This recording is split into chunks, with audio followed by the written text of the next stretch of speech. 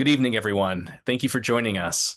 My name's Daniel Horan, and I'm professor of philosophy, religious studies, and theology, and I have the privilege of serving as the director of the Center for the Study of Spirituality here at St. Mary's College in Notre Dame, Indiana. And I am absolutely delighted to welcome you to this evening's event. Before we begin, I'd like to take a moment to say a word both about the center and on this day in particular about its founding director. The center was founded in 1984 by Dr. Keith Egan. Um, some of you may know this already that Dr. Egan, well into his 90s, has been an active member of the St. Mary's College community as an emeritus professor, as our founding director here at the center, as a worshiper at the Church of Loretto, along with his wife Connie and family and friends. Dr. Egan entered eternal life last week, and just this morning, the community gathered to celebrate his life and the life and the resurrection at the Church of Loretto this morning. I believe for those interested in watching the funeral liturgy and hearing the wonderfully moving remarks on the impact, the life, the meaning, the relationships that Keith built and maintained and supported, you can visit the Church of Loretto's YouTube page to see the recording. This evening, it's not an understatement or an overstatement for that matter to say that we would not be gathering here tonight or any of the events that have taken place over these last 40 years if it weren't for Keith's vision, his commitment to uplifting women in theology and spirituality, his commitment to the practice of spirituality intersecting with the study of it. And so we are deeply, deeply indebted to Keith's legacy. Those of us who have had the opportunity to know him in this life are deeply indebted and shaped and informed and inspired by his witness. And we keep him and his wife Connie and their family who are mourning him and celebrating his life today in our hearts and in our prayers. And so I ask you just to keep Keith in your hearts and your prayers this evening as well. The center that Keith founded 40 years ago this year offers programs that promote the engagement between faith and reason and the connection between mind, body, and spirit. As an academic center, it is a hub for scholarly and public engagement, which draws on intellectual resources in the Catholic and broader Christian traditions, as well as how individuals practice faith in their daily lives to develop critical conversations around contemporary religious issues, especially as they relate to women's experiences in society, the academy, and the church. As I mentioned, this academic year, we are celebrating the 40th anniversary of the center, as well as, it's hard to believe, the 40th anniversary of these Madeleva Lectures. This annual lecture, which features prominent women scholars in the fields of theology, history, and spirituality, was part of the original vision for the work of the center that Dr. Egan had when he proposed the foundation of the center to the Board of Trustees at St. Mary's in 1984. Each of these important lectures has also been published as a small book by Paulus Press, a tradition that continues to this day, and we are very proud to have Paulus Press as one of our collaborators, and they've just been tremendous.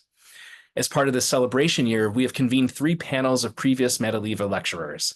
This evening is the second of 3 facilitated discussions with our esteemed Madeleva Lecture alumni, and it is my pleasure now to introduce my colleague, Dr. Julia Fetter, the Assistant Director of the Center and Associate Professor of Religious Studies and Theology, who will now introduce our honored guests and host our event this evening.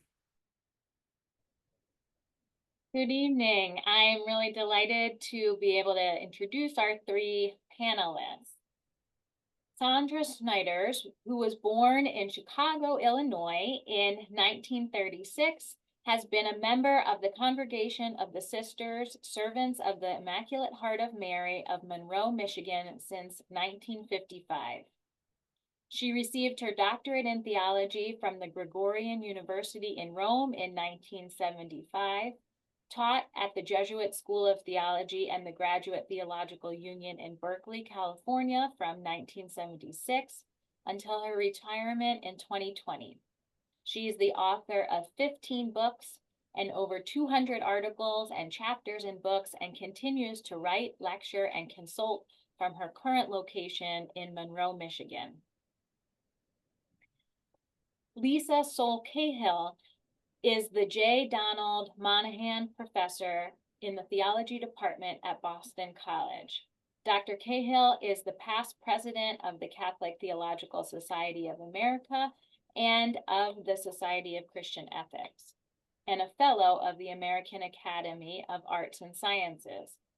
Her works include Trans Life and the Catholic Church Today, edited with Nicoletta Burbach, Blessed Are the Peacemakers, Pacifism, Just War, and Peace Building, A Theology and Praxis of Gender Equality, and Realistic Hope, Christian Politics in Apocalyptic Times, and that's forthcoming. Dr. Kwok Pui Lan is a distinguished scholar at Episcopal Divinity School and a past president of the American Academy of Religion. She has authored and edited numerous books on Asian and Asian American feminist theology, biblical interpretation, and post-colonial criticism. She received the Lanfranc Award for Education and Scholarship from the Archbishop of Canterbury in 2021. She is the author of The Anglican Tradition from a Post-Colonial Perspective and Post-Colonial Politics and Theology, and she is the editor of Trans-Pacific Political Theology. So welcome to all three of our distinguished panelists. Thank you so much for being with us tonight. I'm wondering if we might want to begin our conversation with you, Dr. Schneiders. You delivered the second Madeleva Lecture that we've ever had in 1986, and you're the only lecturer to deliver a second Madeleva Lecture again in 2000. So I'm wondering if you could tell us a little bit about what you said then and how you think about the issues that you raised then now. Well, I've spent some time thinking about that question because you sent it out. Somewhat to my surprise, as I reread, particularly Women in the Word, because I thought that would be what we would be primarily talking about tonight. I realized that if I had been given the chance to revise it, before this event, I don't think I would have changed very much. So I was certainly doing the foundational work in regard to feminism, and especially feminism within the religious context. So in that respect, I couldn't come up with any earth-shaking development that has taken place since the publication. And of course, With Oil in Their Lamps was published much later. But I really couldn't think of radical or fundamental changes in what I was saying at that time. So I didn't know whether whether I have anything to contribute to this, since a lot of people have read Women in the Word, and it's been used a lot, I think, in the teaching of feminist courses and so on. So in that text, you talk about, I can say your subtitle, which is really instructive, The Gender of God in the New Testament and the Spirituality of Women. I wonder if you could say a word or two about the heart of your argument in that text. Well, I think even at the time I wrote it, the choice of the title, Women in the Word, was expressive of my very deep conviction, which has not wavered or changed since I first ventured into the deep waters of feminism. And that is that language is not simply a manifestation of something or other, what we think or what we're doing and so on. That language is formative at the same time that it's informative, and that and the deliberately ambiguous title that I gave way back, 38 years ago, Women and the Word. People say, well, what word are we talking about? Yeah. Well, certainly the word of Scripture, but the whole linguistic thing in relationship to human relationships, the first relationship with ourselves, the relationship with other people, and so on. And that until language changes, and language in the broad sense of the word changes and develops, relationships are not going to change and develop. And so my project way back then, almost 40 years ago, was to explore the way in which language functioned, particularly further back, to oppress, to contain, to restrain, to exclude, and so on. That language is not simply making noises about things. That even scripture begins with, and God said, and it was. And what we're saying, and this I think is as true today as it was, 40 years ago, that so my preoccupation, I guess, in both in my feminist work and in my biblical work and in my hermeneutical work, has been this issue of speech, of word, of the creation of reality out of what's available, that we do when we language reality, when we language our experience. Thank you. Yeah, I hope that we'll turn back to with oil in their lamps. I think that that's really helpful, but I want to shift to Dr. Cahill next. If you could say something about your lecture, which was now 33 years ago, and talk about your thinking then and how it might have changed now. Okay. So the title of the lecture that I gave was assigned to me by the Madeleva Lectureship. I was invited to speak on the topic Women and Sexuality. And I remember even at the time that I did not like the title and I did not want to speak on the topic. And but I felt that it was an honor to be invited and I should not start negotiating and interrogating the grounds on which I was fortunate to have been invited. But especially as I look back on it now, and I perceive this at the time, but I perceive it more strongly now, what I really wanted to write about was gender and just and unjust, equal and inequitable social relationships around gender, and not as the main point, but as a related point, how those influence and shape women's conception of what sex and sexuality are, what they're for, and what is even just and unjust. And when I looked back at the published version of the lecture, I realized that to some extent, or to the extent that I felt possible at the time without violating the mission I had been given, I did try to push it in that direction. But I think if you ask what I would do differently, I look over that trajectory of the last 32 years or however many years it was, 33 years. And the most obvious changes, I would say, in the field of theological ethics and feminist theology as a whole, but certainly in my own thinking, and these are not any, I don't know, hard to discern type of disclosure.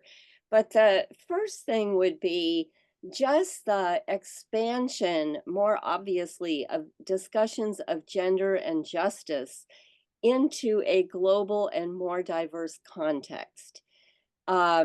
So I would say along with that, the times were changing, and I think that theologians and other theorists became much more aware of diversity and global diversity in the way that our issues were approached, but also in terms of university research, university teaching, what was happening in the professional societies. The field or the fields of theological ethics became more diverse and more inclusive.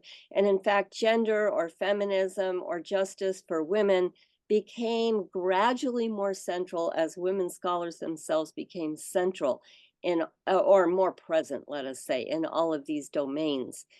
So I think that my own research and my thinking benefited from that. And I saw that only kind of in an incipient way when I first, wrote the lecture.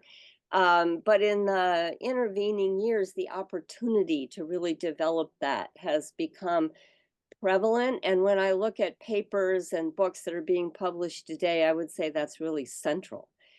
And then another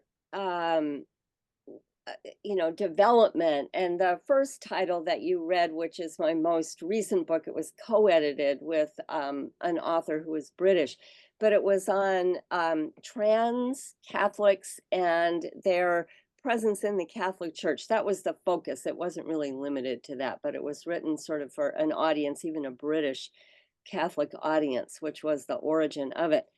And I think today, if we talk about gender, it would be very rare that we wouldn't recognize the presence of LGBTQ people in the discourse and in the environment, even if that doesn't always have to be our major topic, but it's certainly an aspect of which we're very cognizant.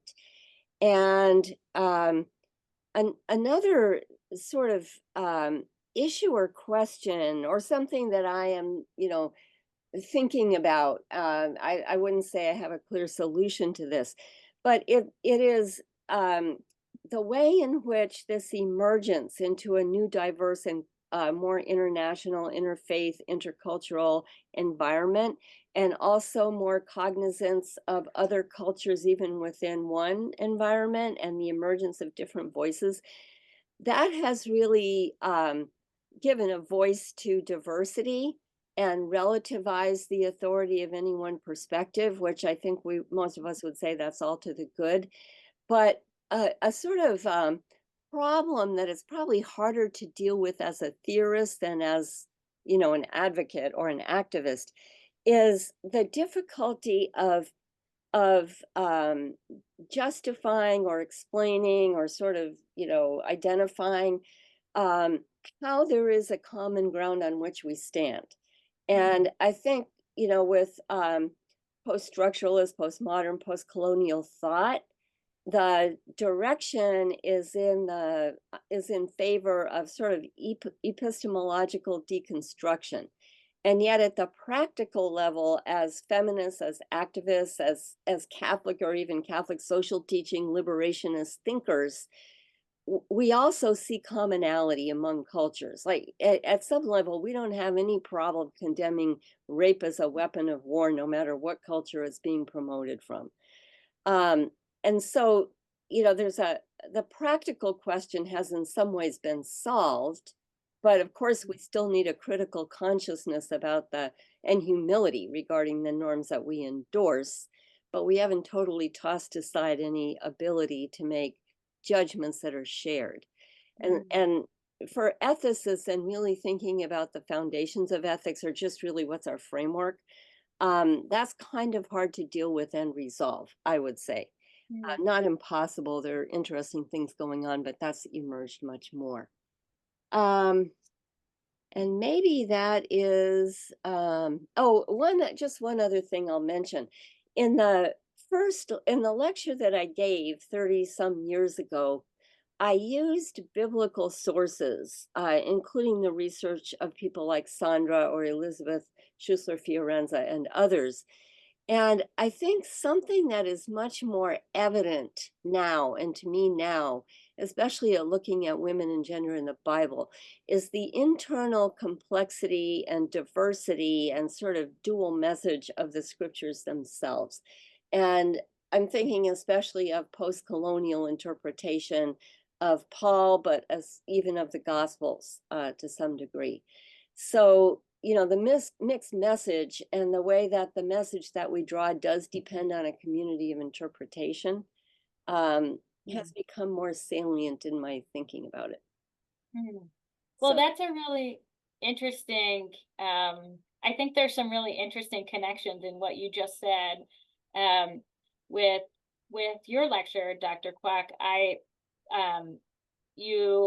wonder if you could tell us some of what you talked about in 2011, so 14 years ago, about interfaith dialogue and multiplicities of identity, and how you might think about that now. Thank you much. This is the little book. This is Globalization, Gender, and Peace Building. The subtitle is The Future of Interfaith Dialogue. I delivered the lecture in 2011. And in the beginning of that year, many of us recalled we had the Arab Spring. So I began my lecture by referring to that particular protest in the Arab world, setting the context. And that was also roughly 10 years after September 11. And then we saw the so-called war on terrorism. And so when I wanted to talk about interfaith dialogue and globalization and gender, I particularly want to talk about how religion fueled some of the ethnic and other kinds of conflicts in the world. And after this delivering of this lecture 2011, and the last 14 years, we have witnessed so many different conflicts and also mass protests, whether it was in India, Thailand, or in Europe, in France, and in Africa, and also in Colombia and other parts of Latin America. So I would think the topic is still very fresh. How can we talk about peace building? What is the future of inter-religious understanding or dialogue and even solidarity? So as I was rereading what I have written 14 years ago, and I also wanted to situate myself in the discussion of the wars in Ukraine, and especially the war in Gaza.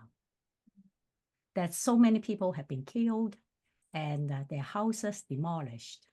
So how can human beings form a community of mutual respect, solidarity, to have empathy and compassion for each other?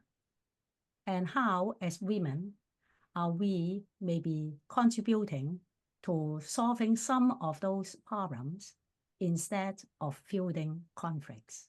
So I think that the topic is still very much alive. I especially want to echo what Lisa has said. Today, when we talk about gender or peace building, there is always this global dimension. Those of us who are situated in North America cannot just understand religion or gender or peace building from our domestic point of view. As the last 2 weeks, what happened under the new Trump administration keenly show us what is happening in the United States will have immediate effect worldwide.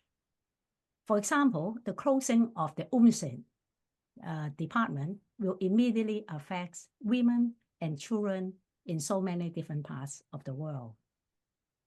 So if I were to reconceive my lecture, I would want to say more about why a religion fueled conflicts. And especially, for example, in the Middle East context, you have people who have been engaging in cycles of violence for decades. And what are some of the possibilities of bringing different parties together? And what should women be doing in those conflictual situations? How can we help our students, the next generation of leaders of faith communities and civic society, to be global citizens, to be educated about the religious traditions of humankind, so we can have meaningful dialogue among ourselves and with other religious actors in the world, So together we can foster this spirit of understanding, solidarity. The last chapter talks about interreligious solidarity. Today, I think this is important not only in conflictual situations, but given that we have experienced the wildfire, all these ecological disasters, if we cannot work across religious, cultural, ethnic, and other boundaries, I think the whole planet will be in peril. So I think it is very important to understand that what are the global and universal values we can uphold so that we can together work for much better human society and to live in more harmonious way with the whole cosmos. And this, I think, is the vocation of biblical scholars, theologians, and ethicists. I am delighted to have this opportunity to share this forum with Sandra and Lisa. I have admired and worked and learned from their work for many, many years. Thank you. Likewise. That's really beautifully put, Dr. Kwok. I think it makes me think of an interesting claim that you make, Dr. Schneiders, in your second Madeleva lecture. With oil in their lamps, you make a kind of you make a claim that that the very nature of American Catholicism and the theological project in general has been so shaped by women religious in the United States, and their legacy of feminist insights and their leadership. And it's really interesting to me that you claimed that, and I think I see this in both Dr. Cahill and Dr. Kwok's work, that there was this methodological shift by allowing women's insights to shape the theological conversation, to kind of prioritize more social location when women started entering the theological conversation, and to prioritize personalist kind of methods. And so I'm curious if you had something to say about some of these themes that Dr. Cahill and Dr. Kwok have brought up. Actually, I was concentrating more on women in the Word when I was preparing for this, precisely because I didn't think the religious life aspect, which is what I was primarily dealing with oil in their lamps, would be of as much general interest. So it was really interesting to me as a woman theologian myself, as an inheritor, as somebody who has been educated by women religious. It was really moving to me. Well, that really was the point of the lecture when I gave it, that we can look at religious life as religious in a sense into our life and so on, but that the contribution, and I think it's particularly evident in the First World, that the contribution of educated, committed, visionary, united women, that's characteristic of religious life. I mean, it's a unique phenomenon when you think about it, that the normal pattern, so to speak, developmental pattern, is that women have what preparation they have, and then found families, get married and found families, and that is the perspective from which they're looking at things and influencing things and so on. And one of the contributions of religious life is that precisely the vow of celibacy puts the emphasis in the other direction towards society. And so it's not, I think, all that surprising that the foundation of institutions that have had a major impact on society is a prominent feature of religious life, whether it was schools or hospitals or social service enterprises and so on. And that impetus or emphasis or energy derives from the religious commitment that women religious make, that single-minded commitment to the gospel, to the spread of the gospel, and so on. That's but I didn't concentrate on that volume in my preparation because I thought it wouldn't be as of as general interest to the whoever it is that we're talking to. Well, thank you. I mean, I think it is really interesting, and I see a connection with you know, some of the things that you were talking about in your lecture at the time, Dr. Cahill, you know, really by having a feminist lens and talking about sex and sexuality, we can see so clearly that sex is social and it's interpersonal and it involves so many commitments beyond even just one spouse or one's children. So I just see this insight that you had, Dr. Schneiders, that when women are entering the conversation, we can see how clearly all of us are, not just women, but that all of us are inherently relational. I wonder if you had any thoughts about that, Dr. Cahill. You know, this is, I don't know. I mean, that's true. We're all inherently relational, but I was thinking about something a little bit different when Sandra was speaking and also Pui Lan. And I went back and just quickly looked at both of your you know, both of your books, both of your lectures, because I have a little stack of the lectures. I think I only have back to 1992 because that's when I started with the whole series. And then after that, I received a lot of them.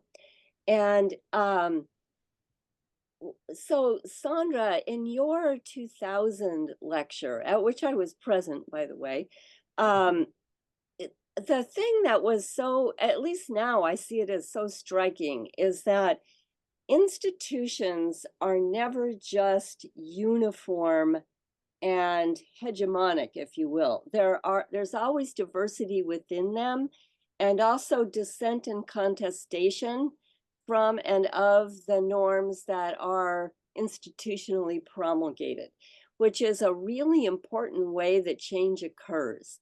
And so I look at the women religious historically, like I think of Hildegard of Bingen or, you know, or earlier and later figures. She's just one that I happen to like. And, you know, the way that they were really challenging what the institution was, and some of them, like Hildegard, gained an authority within the institution because she had a moral credibility. And I see that as, first of all, an important transformative role of women, but also it provides an insight into how women can be effective even against sort of insurmountable seeming social patterns. And that connects to the peace building thing. And it's by really working through the local, you know, not going up to the abstract, not just going to the belief system, but collaborating and advocating more in local communities at the grassroots level, also networking with others. You see that in, you know, the work of Indigenous women on environmental issues, which I had the occasion to study a couple of years ago, or certainly in the peace building area where women are really the foremost advocates and promoters of peace, beginning locally, but they're so rarely recognized in formal peacemaking processes. And yet they're often the ones that can get it off the ground because they have very concrete interests and responsibilities in the family and the community. And so they will get together even across these barriers of religion or culture or ethnicity. That doesn't always happen, but I just see that as a huge resource I wouldn't say that that's a resource that's unknown. If you look at the literature just on that topic, the peace building literature, but it certainly highlights for me, along with your lecture also, Sandra, how the effectiveness of women, even when they're not fully publicly recognized and authorized, how it can still work from within in a subversive and reconstructive way. Yeah, I think that's been one of the gifts of religious life to the church. I mean, way back in the 2nd century, the 1st century, we had these collaborative groups of women when there really was no other forum. I mean, a woman got married and she was in her family, raising her family with her husband and whatever the resources were that they had available. But religious life brought women together, and for a long time in a pretty highly cloistered or segregated context. But the burgeoning of contemporary religious life into social involvement was kind of a natural development, actually. When certain barriers, canonical barriers especially, were lifted, the organization was in place. The relationships were in place. A common vision was in place. Even strategic ideas about how to get things done, to get them done together. The lack of internal competition and so on. So religious life provided a kind of natural seedbed area for the development of women's initiative and exercise of leadership and so on. And we had to await the at least mitigation of cloister and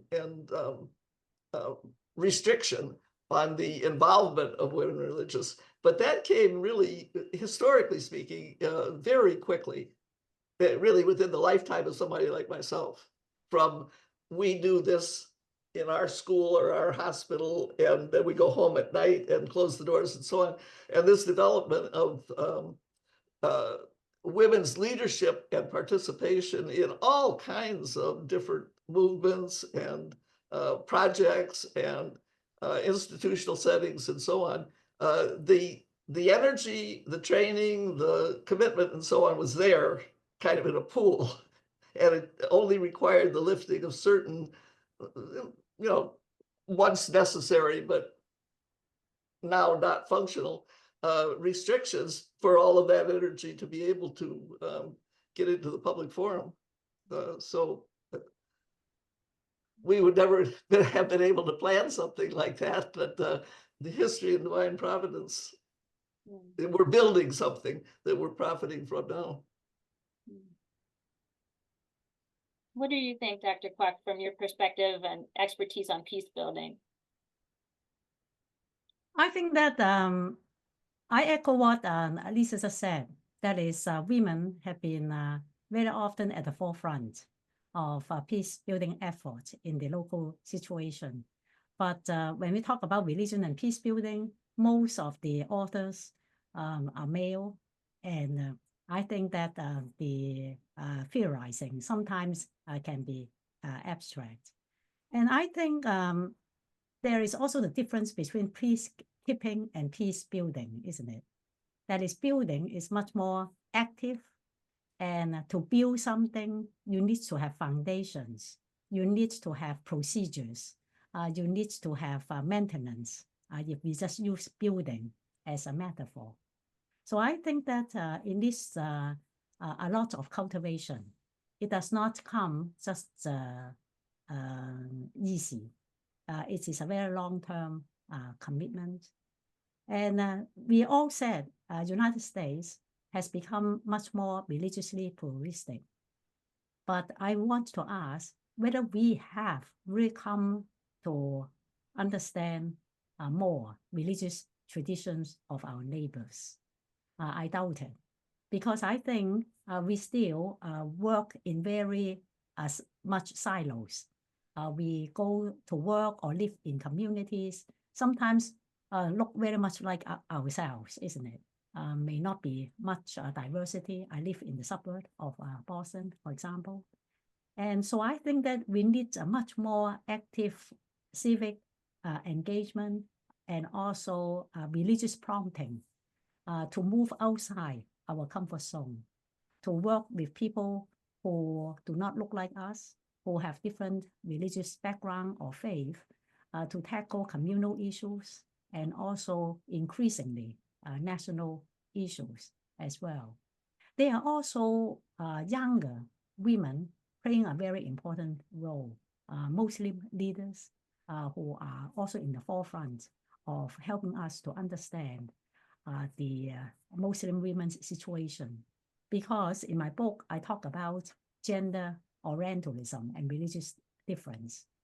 It is almost impossible for some of us in the West to think that to be a Muslim that is in the Islamic tradition can be liberating at all. Even cannot think that is possible. And that is why I talk about these Orientalist ideas of other people's religious tradition.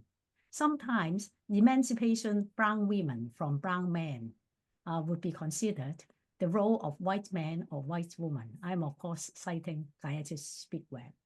And I think that there is still this danger that the assumption, my religion may not be perfect, but at least I find sustenance and liberation from my tradition, for example, Christianity. And then we may see somebody else's tradition as more oppressive, leading to this civilization, mission, which of course undergirds cultural imperialism. Today, I think in the United States, there's this assumption, make America great again. It is quite ethnocentric and nationalistic. And how can we, in this particular social and political climate, and really carry out a prophetic witness for the gospel we believe in? I admire, Sandra, your writing on spirituality. Today, we are celebrating this Center of Spirituality. I have been thinking about what kind of spirituality of resilience that is necessary for a time like ours. So I want to hear whether, Sandra, you have something to say about it, or Lisa, what about spirituality? What about Spirituality. I'm not quite sure that I'm getting your question. I guess I've been saying since I've been able to talk in this forum that spirituality is, and it's the reason why I went into the field myself, that spirituality is at the heart of any kind of transformation. It can be bad spirituality transforming in a bad direction, as well as good spirituality going in the other direction.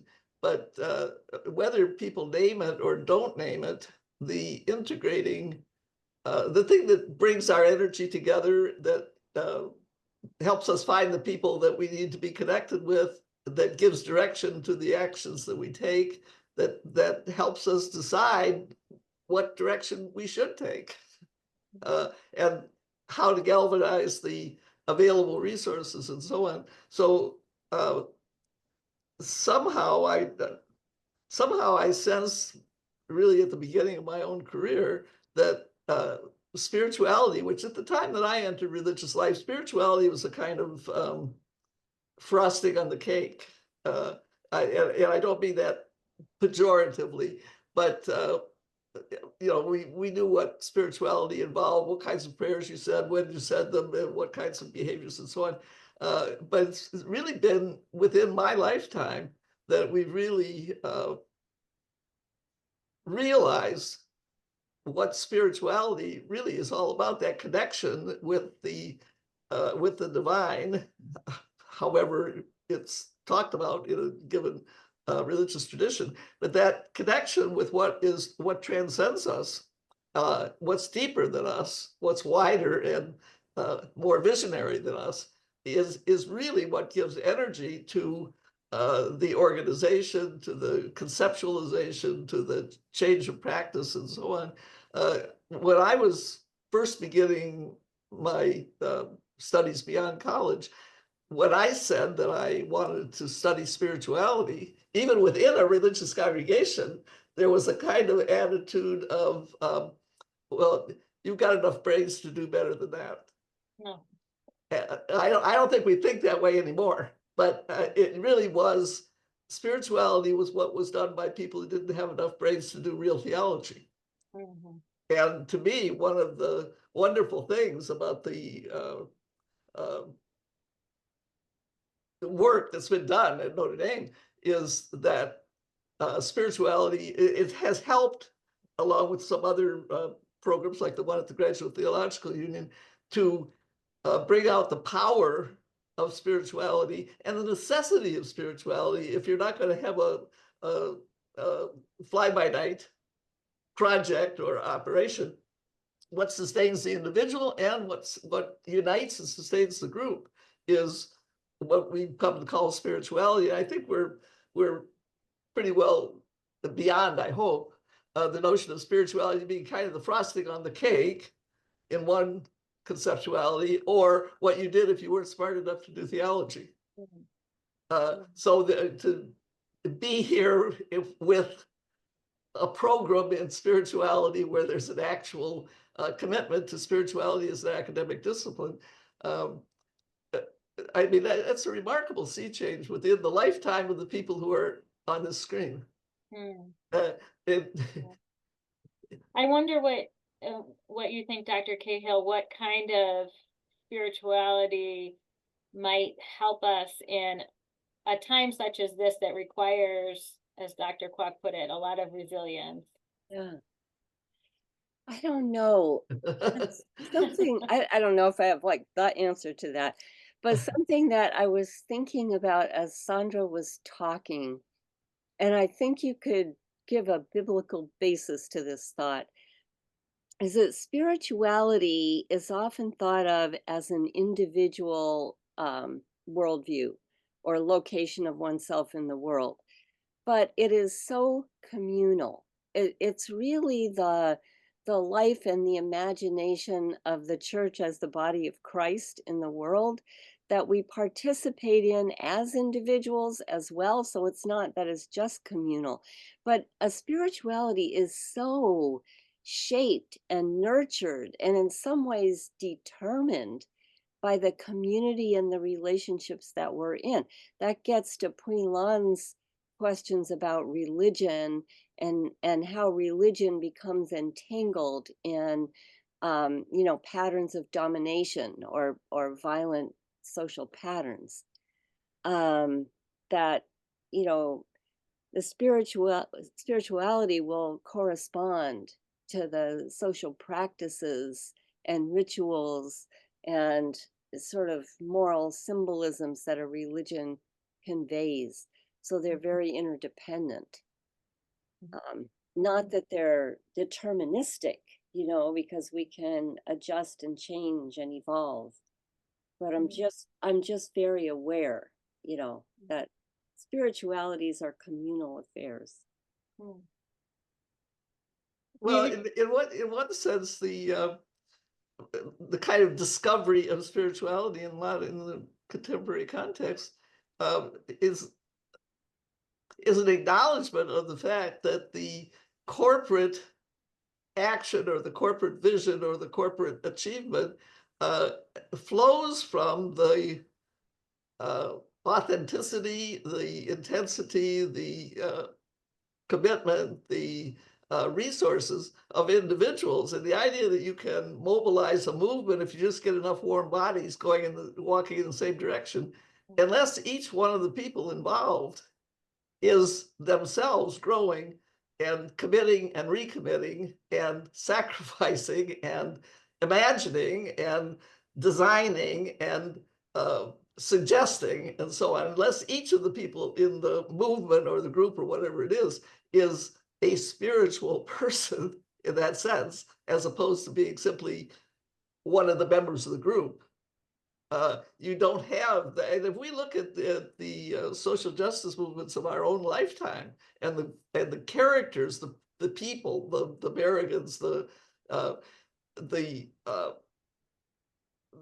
people who have been leaders and galvanizers and organizers and so on had to be people of deep spirituality, and a spirituality that didn't rely for its existence or its growth on somebody ringing a bell and telling you what to do next and giving you the text of the prayer to say. So I think it's been the emergence of spiritual people that, and people say, well, no, it's not just that monks can do that or nuns can do that, but that we all are responsible, we're all capable, and we hope that eventually we'll all be committed. I remember that when I was younger as a graduate student in Boston, there were forums or spaces for women's rituals because one woman wants to express themselves. I don't know whether you recall that, whether it's in California or in other locations. And there was really this longing for connection, for belonging. And some of them do not feel the patriarchal church is something that they want to belong. Today, I was just wondering what kind of, what is that space or forum that will help women especially to flourish in their spiritual life. I think of spirituality as also a kind of practice and exercise, isn't it? As Sandra, you said, those very spiritual people, then they can be the leaders. But it needs years of training. Today, we live in a society that is, the attention span is so short. Never mind about spirituality, you know. That is, they cannot even, my students sometimes cannot read a thick novel, too time consuming, just do not have the attention anymore. But I think this spirituality of resistance has something to do with what I have said. Hope is a practice. That is, it's not just in your head. Ritualistically, you need to enact it.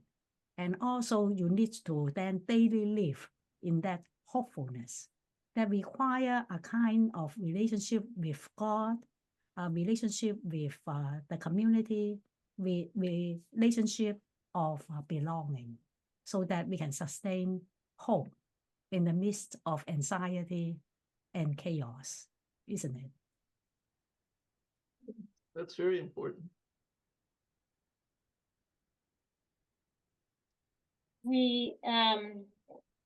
I think we might have time for one brief question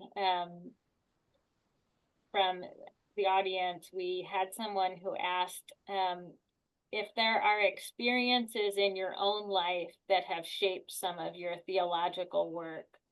I'm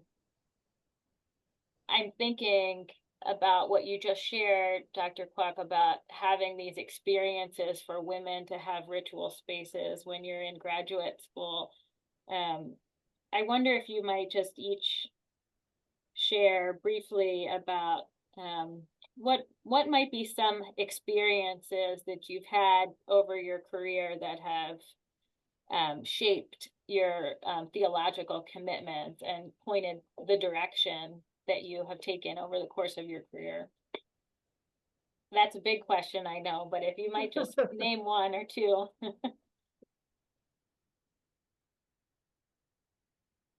Dr. Schneiders, do you want to speak to that first? What kind of popped into my mind was a few, that I'm thinking of one in particular, traumatic experiences that make you discover, find, draw on resources that you didn't know you had, or that you maybe didn't have at the, I think back in terms of a personal experience, rather than it wasn't a communal one. But when I came up for tenure, as the first woman, the first non-Jesuit, the first non-male, the first, and the forces that were coagulated to make sure that the institution and the field of theology would stay pristinely masculine and clerical and so on. And it became a very public fight that was deeply traumatic, but broke through a barrier that could never be rebuilt. I mean, it put an end to something that had held sway for hundreds and hundreds of years in the academy, in the theological academy. It broke a barrier that many women and laymen and non-Catholics and others have gone through with relatively little unjust opposition, maybe we could say. But that assumption that things are this way and they will be this way from and then the experience of it being cracked, being brought down. And there's some things that when they're undone, there's no way to redo them. It's over. Even if nothing like it happens for several years, or if it's happened, then it can happen. So that, as you were talking, that was the first thing that came into my mind, that there were so many things that women especially have been involved in the last 45 years. The first woman to do this, the first woman to, and I think we've almost gotten to the point where we don't say, well, this would be the first woman ever to do this. We're aware of the fact that no woman has done it, but that doesn't mean that it has to stay that way. And I think that kind of change has taken place during our lifetime. And this was things that took centuries to, I think the institutional church has been really, in some important ways, transformed by the fact that women, and oftentimes women religious because of their life situation, have simply done things that it was taken for granted women couldn't do. And the best argument against that is, I just did it. So that just popped into my head as you were talking. But there are some things that can't be undone. But somebody has to do them for the first time. Dr. Cahill, was there anything that popped into your mind? Oh, I see what time it is. So, I'm willing to, for myself to end with Sandra's last comment, which is the thing that proves that something can be done is when someone does it. Yeah. And for me, I think that just look at three of us, and including Julia too. At least we have built a tradition, isn't it? Women's intellectual tradition. We pass this on from one generation to another. When we began, we have very few to that is shoulders to stand on. But now we have a tribe. We have so many and diverse voices. So I want to celebrate what we have accomplished. And as we pass on our wisdom to the next generation, I am confident that they are ready to take up the baton, to do something we may not even be able to imagine. Thank you. Well, thank you so much. I didn't expect that the hardest part of tonight would be not crying in front of everyone. So I really appreciate your beautiful words. Thank you so much to all three of our panelists, and thank you to Dr. Daniel Horan, who graciously handled all of the tech so that we could focus on these beautiful words from our three distinguished Madeleva lecturers. I'm so happy to share the evening with the three of you. We have another panel that will be coming up on February 13th. Also at 7 p.m. Eastern Standard Time, and that will be featuring 3 more Madeleva lecturers, Dr. Susan Ross, Dr. Marianne Hinsdale, and Dr. Gail Porter Mandel. So please join us again on the 13th. And thank you again to all 3 of you. This has really been a beautiful evening. Thank you so much. Thank you. Thank Thank you. you. So good to be And a with you. pleasure. Thank you. Thank you. Just great. Thank you to Privilege. everyone for joining us.